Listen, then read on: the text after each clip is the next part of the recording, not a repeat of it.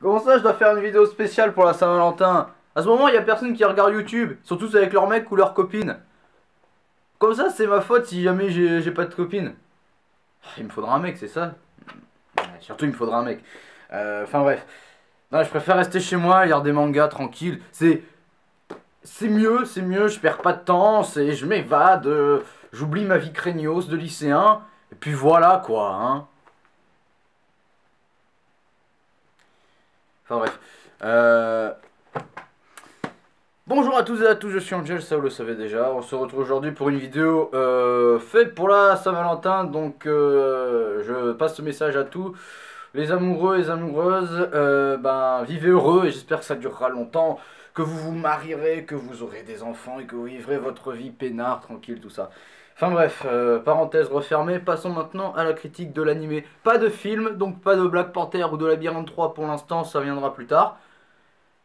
Parlons d'un animé du nom de Citrus, fait par je sais pas qui, parce que j'ai beaucoup de mal, enfin je retiens pas le nom des auteurs la plupart du temps. J'ignore après si c'est eux qui développent l'animé, peu importe. De quoi parle cette histoire? Alors cette histoire c'est une jeune fille du nom de Yuzu, on va l'appeler Yuzu parce que si je dis pas de conneries, qui débarque dans un lycée après que sa mère se soit trouvée un homme qui les a contraints par machin blablabla à déménager, donc évidemment à changer de lycée. Du coup, Yuzu débarque dans un lycée pour filles, uniquement pour filles, ultra strict, tellement strict que ça en devient ridicule, mais bon, on y reviendra. Et elle rencontre par inadvertance la présidente du BDE, qui sont les initiales de je ne sais absolument pas quoi. J'étais en train de regarder le truc, je disais, c'est quoi les initiales de quoi? C'est banquet divin des écoliers, banque départementale des écoliers, je sais pas moi, bourse départementale des étudiants, j'en sais rien, bourse dimensionnelle, j'en sais rien, peu importe. Et ils vont découvrir, Yuzu va découvrir qu'en réalité, Mei, donc la présidente, est la fille du mec que sa mère a rencontré, ce qui fait de Mei et de Yuzu des sœurs. Mais ça va pas s'arrêter là. En effet, cet animé, je sais pas si vous le connaissez, si vous le connaissez, c'est très bien, vous me dites ce que vous en pensez dans les commentaires. C'est un Yuri. Attention, Yuri n'est pas que le nom du premier homme qu'on a envoyé dans l'espace. Non, non, non, Yuri, c'est aussi un style de manga, et donc d'animé, mettant en scène deux jeunes femmes qui éprouvent l'une pour l'autre des sentiments amoureux. Donc ce sont des lesbiennes. Et ça ne me dérange absolument pas. Attention, hein, je vois déjà des membres de LGBT là en train de disliker cette vidéo. Les lesbiennes et gays, vous êtes les meilleurs, d'accord? Je m'en tamponne complètement de votre orientation sexuelle. Vous êtes libre d'aimer qui vous voulez. Qui vous voulez, du moment que ça ne vous blesse pas, y compris les gens que vous aimez, c'est le principal. Donc si tu es lesbienne, gay ou bi, c'est peu comme tu veux. C'est exactement comme tu veux, il n'y a pas à t'en faire pour ça. Il y a un peu de mort, désolé. Donc du coup, qu'est-ce que je pense de cet animé? Donc là, il apparaît de manière hebdomadaire, du coup je donne un avis rapide sur les 6 épisodes qui sont sortis pour le moment. C'est génial. J'aime beaucoup cette série. Alors attention, j'en vois déjà venir. T'aimes ça parce que c'est que ça parle, c'est Yuri, c'est lesbien, tout ça. Non. Parce que moi, quand j'ai décidé de regarder cet animé, ce n'était pas pour le Yuri qu'il y avait dedans, mais c'était pour simplement découvrir de nouveaux animés. Parce que là, ça fait depuis les grandes vagues, donc depuis août, que je suis à fond dans les animés, que j'en regarde, machin. Du coup, dès que quelqu'un me propose un animé, je le mets de côté et de temps en temps, j'y jette un coup d'œil, hein, comme je suis en train de faire par exemple avec SAO et avec Citrus, ou par exemple plus tard je ferai avec Jojo ou Gintama. Et bien là, j'ai découvert ça et j'aime beaucoup. Pourquoi? Tout simplement parce que le Yuri en question n'occupe pas 70% du temps de ces 6 épisodes. Ça veut dire que la série présente ses personnages, on a présentation de personnages, présentation de l'univers, Et ensuite, on file. Voilà. Donc on te dit, on t'introduit rapidement. Donc, alors voilà, ça c'est machin, machin, machin, machin. Ensuite, il y a ça, il y a ça. Et bam, bam, ils racontent leur histoire. Et le Yuri vient juste pimenter, ajouter un petit plus à l'histoire. Hein. Tu vois ce que je veux dire ou pas? C'est-à-dire que le Yuri fait aussi avancer l'histoire. C'est-à-dire que dans les épisodes, t'as un petit échange, t'as un baiser, quelque chose comme ça, un début de passage à l'acte, on va dire, mais tout le temps, c'est stoppé pour permettre à l'histoire d'avancer. Attention, ce qui ne veut pas dire que si on va dire scène de baise, vient à arriver, et je suis sûr que ça arrivera, ça ne veut pas dire que l'histoire se mettra en pause, ça veut juste dire que ça ne... Ça veut juste dire que, voilà, ça veut pas dire ça. Je me suis embrouillé dans ce que j'ai voulu dire, excusez-moi. Tu vois, c'est pas comme dans, par exemple, comme Faire, où t'avais 24 épisodes, mais t'avais 12 épisodes qui voulaient te raconter une histoire. Alors que là, t'as les 6 épisodes pour l'instant, on file, et le Yuri vient faire avancer l'histoire afin de développer les personnages. Et c'est ça qui compte quand on regarde un truc, c'est les personnages pour s'attacher à eux, s'identifier, tout ça. Maintenant, on va parler de ce qu'il y a autour, hein, de l'univers, tout ça. Le lycée dans lequel Yuzu débarque, c'est le lycée le plus stricto que j'ai jamais vu de ma vie. Hein, j'ai jamais autant vu un lycée aussi strict. J'ai déjà vu des lycées pour filles, enfin, dans la Japanime. Il y a un animé d'ailleurs dans lequel on parlera de ça, justement, un jour. Euh, mais là, un lycée pareil, ça n'existe pas, je suis désolé. En fait, j'explique. Donc, Yuzu débarque donc dans ce nouveau lycée, dans ce lycée pour filles, ultra strict, tellement strict que même l'autorité elle-même, elle serait mal à l'aise. Toutes les filles, bon, ça c'est les écoles japonaises, toutes les filles, bon, sont habillées pareil avec le même uniforme, c'est pas un problème.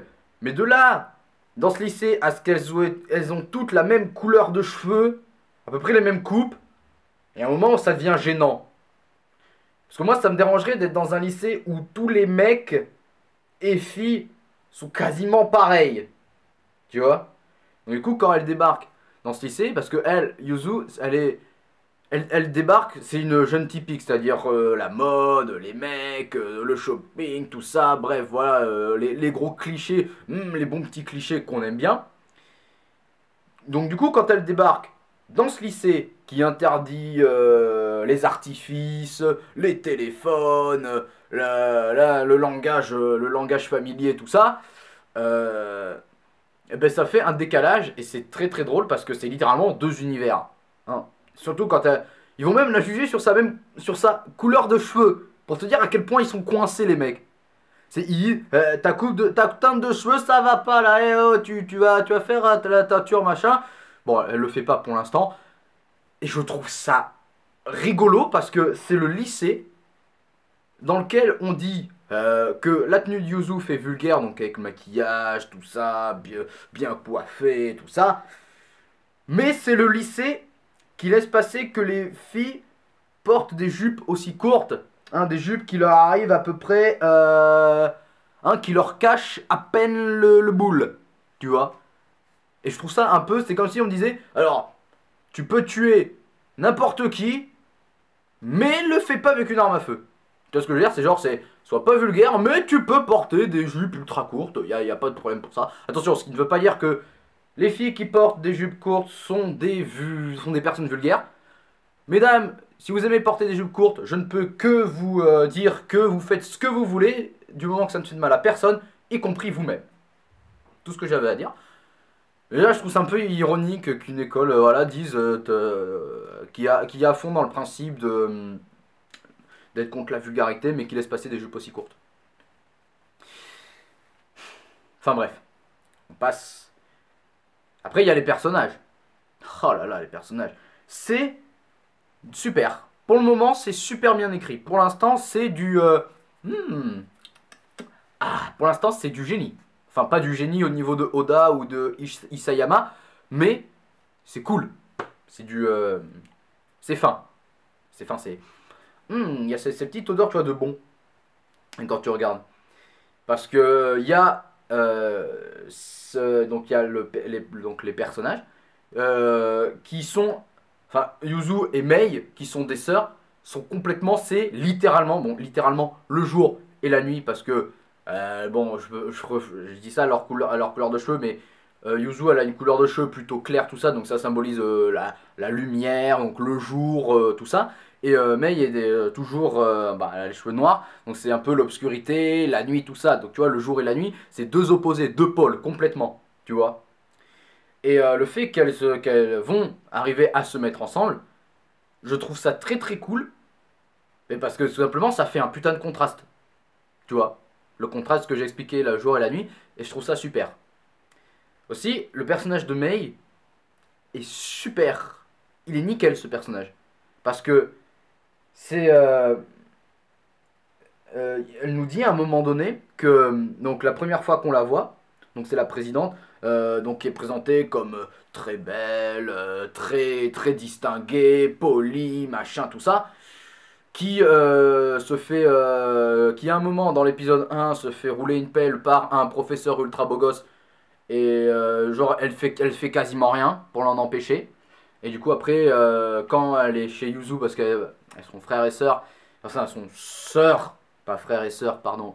Ben du coup à un moment Mei embrasse Yuzu et du coup c'est là à partir de ce moment-là c'est ce baiser qui selon moi va un peu lancer la sous-intrigue de connaître les sentiments de Yuzu envers Mei. Et je trouve ça bien parce que la sous-intrigue, tu la vois filer comme ça. En fait, tu veux, tu as l'intrigue principale, à savoir avec cette intrigue, pour l'instant, cette première moitié de saison, tu as l'intrigue de présentation, vite fait, présentation, résoudre les problèmes de Mei pour qu'elle se sente un peu mieux. Et en dessous, tu vois, qui passe comme ça, comme un ninja, t'as la sous-intrigue du développement des sentiments de Yuzu envers Mei. Mais ça passe comme ça, c'est que t'as limite l'impression que ça fait partie de l'intrigue principale, alors que c'est, selon moi, une sous-intrigue, tu vois. Parce que t'as l'intrigue principale, donc c'est le fil conducteur de l'histoire, et en dessous, les sous-intrigues, c'est genre tout ce qui concerne, par exemple, des persos secondaires, tout ça, des petites histoires, machin. Et là, pour moi, donc cette sous-intrigue s'emboîte parfaitement avec l'intrigue principale. Et c'est juste super. Et aussi, ce que j'ai aimé dans cette série, c'est que ils n'ont pas mis 2 épisodes avant de se mettre ensemble. Parce que c'est complexe, parce que tu sais pas si Yuzu aime, enfin tu sais pas si Mei, pardon, si Mei aime Yuzu ou pas, tu le sais pas. Parce que tu te dis, ah, cette fille, elle est tellement imprévisible, tu sais pas, tu vois, t'es un peu perdu. Tu vois, tu dis, putain, mais est-ce qu'elle l'aime réellement ou est-ce qu'elle fait ça par rapport à ce qui s'est passé précédemment, par rapport à ça et à ça. Tu sais pas. Yuzu, t'es presque sûr, tu vois, qu'elle l'aime, mais tu vois, faut que ça soit réciproque, tu vois.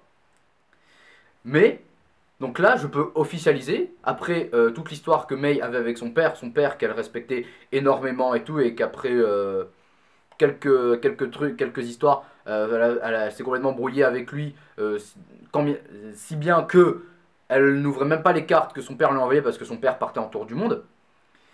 Et bien là, Yuzu l'a aidé à régler cette histoire. Elle lui a dit, voilà, voilà, il y a un moment, tu peux plus vivre avec ces regrets. Faut que tu ailles de l'avant, Babel. Tu vois, faut que tu te libères parce que tu peux pas vivre avec ce qui s'est passé. Le passé appartient au passé, tu vois. Mais on peut se servir du passé pour améliorer l'avenir.